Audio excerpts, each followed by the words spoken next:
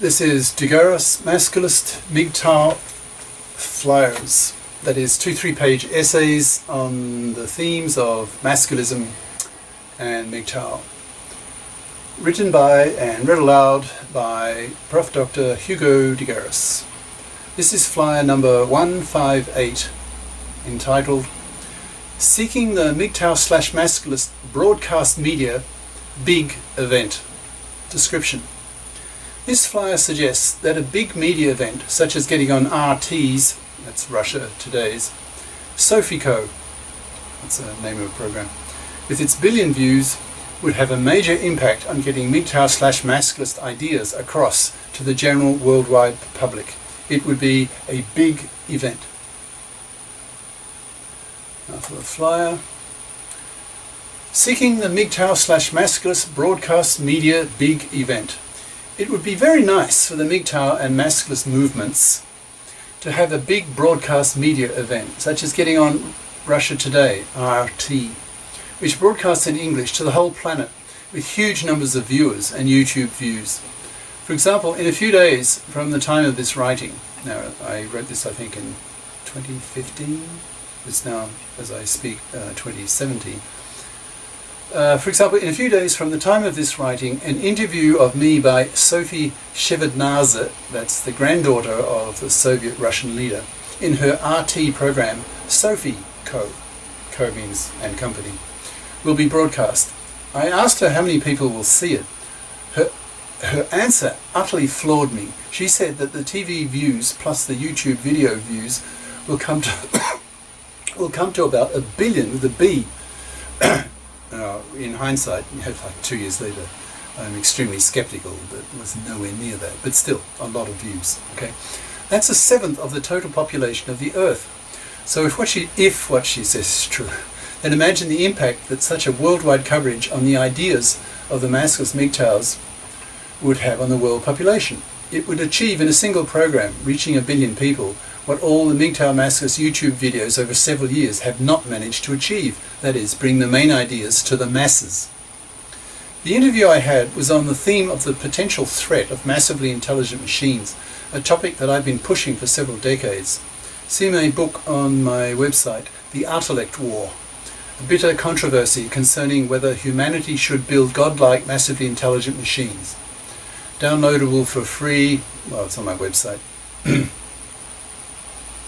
Yeah, it's not too long. I'll give you the link now. So, Prof. Hugo de GARIS, that's all one word, .files.wordpress.com/2011/04/Artilect-War, I'll spell that out, that's one word, ARTILECTWAR, Artilect-War. An intellect is an artificial intellect, a godlike, massively intelligent machine. It's my word, Artilect. So artilectwar.pdf. This book was written in 1998, so it's nearly 2 decades old, which reminds me of the quip, it took him 20 years to become an overnight success. Once the RT interview is up on YouTube, I will link to it on my website, of course, and then contact Sophie and her producer with suggestions for 2 future programs. I will try to persuade her that there are 2 hot topics that she might find interesting. The first is to suggest interviewing my good friend Ben Goertzel, whom I consider to be one of the 2 guys on the planet to be the first to build a near-human level artificial intelligence. Ben wrote a large book recently called Engineering General Intelligence. When I was interviewed, I was talking about the rise of a new dominant species that I call artilects, artificial intellects. But I'm just talking. Ben is actually building machines with ever greater intelligence, what he calls AGI, Artificial General Intelligence. That is, machines that are smart at everything, not just in specialized domains like Google, that is good at search, or cell phone signal routers, etc. Perhaps if she interviews Ben, the program might be called Building Near Human Level Artificial Intelligence, AI, within a decade, or some such. The second program suggestion might be called The Paternity Strike and Population Annihilation. That would be a second interview with me. If Sophie likes the idea and goes ahead with it, the impact on the planet could be enormous, because so many people would see it or view it on YouTube. 1 billion views, Sophie says. Again, skeptical. Typically, an interview with her consists of about 20 questions with short, less than a minute answers. So here are some suggested questions and brief, shorthanded answers. I'll give about 10 questions. Q1, that's question 1. Dr. GARIS, you say that men are going on strike against paternity. To what extent and why? A1, that's answer 1 to question 1. 2/3 of young men under 35 in the US and Japan refuse to marry, refuse to have kids, and spend their money on themselves, due largely to the toxicity of the fluffy feminist takeover of the divorce courts, financially massacring roughly 1 in 4 married men, losing his kids, his house, paying child support and alimony. Young men are so fed up with this, so much so that they refuse to marry, refuse to have kids, and thus are wiping out whole populations. This paternity strike is the most important issue of our times, because what is more important to humanity than humanity's survival? Q2. What is a fluffy feminist? A2. A fluffy is a masculist, that's men's lib, label for a traditional woman who expects to be able to parasite off a man's money. She sees her manslave as a cash machine to pay for her to live in a middle-class house so she can raise her kids in it. Masculists aim to wipe out fluffydom by refusing to have anything to do with fluffies, who then rot on the shelf to extinction. A fluffy feminist is a feminist who still has fluffy attitudes towards men, which the masculists see as hypocritical, that is, wanting equal rights for women but not equal obligations, that is, becoming FIPs, financially independent persons, and pulling their financial weight by getting a FIP education and not expecting to parasite off a man. Q3. This sounds angry. Are men's libbers angry at women? A3. The MGTOWs, men going their own way, and the masculists are certainly angry at fluffies, based on the word fluff, that is, light, not serious, not adult, not responsible, not career competent, not fit. Masculists see fluffydom as manslavery, and manslavery is slavery, and slavery is a war issue. The masculists are at war against the fluffies, forcing them to become FIPs, or they don't get a man to have a relationship with. You can look on masculism as the 21st century equivalent of 19th century northern US abolitionism, which fought against Negro slavery. Masculists are also angry at the hypocrisy of the fluffy feminists, who took over the divorce courts and made them toxic for men. Q4. How did the fluffy feminists take over the divorce courts? A4. By lobbying the gender politicians who make laws that affect gender politics, for example divorce, abortion right, etc. These politicians argued that there are more female voters than male voters, so they gave women, that is fluffy feminists, what they wanted, that is, that women have their cake and eat it too. The same fluffy feminists are dead set against the para, paternity rejection right, which would be the male equivalent of the mara, maternity rejection right, aka, that means also known as, abortion right. The para would allow a man to reject unwanted paternity. He could fill in a government form so that if the mother continued with a pregnancy, then the full financial cost of the kid would fall on her. The fact that women have the mara but men don't have the para is a blatant example of legal sexual discrimination against men.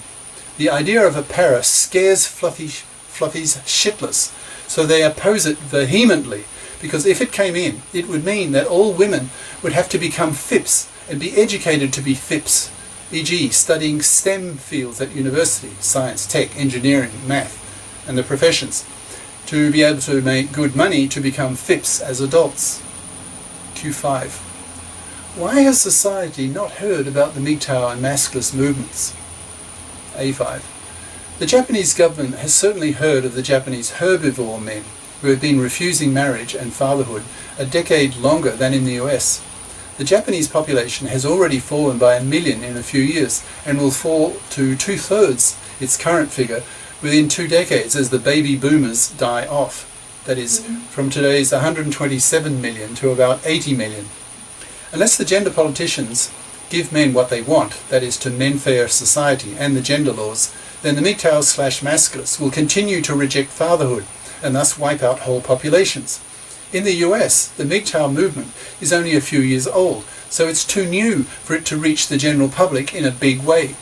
This interview will certainly help launch MGTOW/Masculist ideas with the masses, the general public. Ad-libbing right now. That interview suggestion just didn't go anywhere. Didn't happen. Q6. What are the differences between the MGTOW and Masculist movements? A6. The MGTOWs are politically passive. They argue that the gender politicians are so biased in favour of women that they will not listen to men. So the only strategy left to MGTOWs is to just quietly walk away from the traditional role of the man to be a manslave to a woman, a cash machine, so that the population crashes and the MGTOWs bring down the gynocentric culture. Masculists are much more politically active, pushing to get on the broadcast media and arguing that the rejection of fatherhood is the men's movement's most powerful weapon, its strongest argument, by telling the gender politicians that, quote, if you don't mend fair the gender laws, for example, re-divorce, bringing in the para, etc., then we men's libbers will continue to reject paternity and wipe out the whole population, so you must listen to us, end quote. Q7. How will the masculists force women to be fibs? A7. By refusing to have anything to do with fluffies. A fluffy can only be a fluffy if she can get her financial claws into some manslave who's prepared to be parasited upon by a fluffy. But the supply of such men is drying up. In the US, 2/3, 70% of young men under 35 refuse the traditional manslave role. They don't marry, they don't have kids, and spend their money on themselves.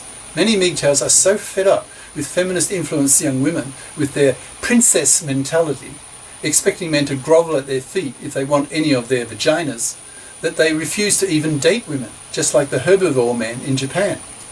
Masculists put strong moral pressure on fluffies to be fips with slogans such as, be fip or be manless, fluffies rot on the shelf, no calculus, no baby. Masculists see most of the so-called fluffy crapper damage is done at the age of 16 with women, when they decide to study fluffy crap, that is, the soft, non-math, non-science option, so that they will be excluded from STEM field education and the professions at university. They end up with a university diploma that's useless in the marketplace, so are unable to afford a middle-class house in their 30s. So look around for some manslave to pay for the house she wants to raise her kids in. In other words, these fluffy crapper 16-year-olds have decided to become fluffies and to enslave men. Masculists push parents, teachers, professors, journalists, the media, the gender politicians and society in general to socialize and educate young women to be fips, or they won't get a man. Q8. So how will men and women get on until the gender politicians mend fair society and the gender laws? A8. Men are driven by their DNA to want to penis women. So many MGTOWs and masculists choose to live the so-called tway-twef lifestyle. Tway-twef equals 2A, 2F. That is, 2 apartments, 2 fips, where the man and the woman are both fips and both have their own apartment. This way, the man gets the regular sex he needs without paying the horrible traditional price of being a manslave to a fluffy wife, with a 1 in 4 chance of being financially massacred in a fluffy feminist-dominated divorce court. When the relationship goes sour, he just walks away to his apartment and she to hers, cost-free to the man. No divorce because no marriage. No loss of house, nor alimony, because the woman was a fib. No child support, because no kids. Masculists are so angry with fluffies that they won't even tway-twef with them as a form of punishment, forcing them to become fips, or they remain manless, loveless, sexless, babyless, poor, and increasingly shunned by a society becoming ever more sympathetic to men's lib issues. Q9. How do masculists politicize? A9. By setting up men's lib groups in every high school to put moral pressure on the fluffy crappers to study math and the sciences to become fips as adults. By setting up men's lib groups in every college and university so that female students choose to study career-competent majors, not fluffy crap. By taking their ideas to the media, getting journalists interested in their ideas and spreading them to the masses. by lobbying the gender politicians with the threat that if they don't men-fair the gender laws and don't systematically remove legal discriminations against men, then men will wipe out the population by refusing to reproduce. Universities need to set up men's studies programs. Movies on the MGTOW/Masculist themes need to be made to make the billions conscious of our current gynocentric society, which cares little for men's needs. Women need to be educated that men outperform women at the top end of the scale in just about everything. Men are smarter than women. Men have a 10% higher IQ variance than women, so have won 99% of the Science Nobel Prizes. Women need to be taught that men are the superior sex, who should be respected instead of the opposite as preached by feminism, as is the case today on the broadcast media. Q8. What are some of the main MGTOW ideas? Sorry, Q10. A10. The main one is the so-called red pill, which is taken from the movie The Matrix. By taking the red pill, you learn about the negative truth rather than taking the blue pill, which means you remain asleep, believing comforting lies. The red pill for MGTOWs is the idea that women do not love men. They love men's exploitability. End quote.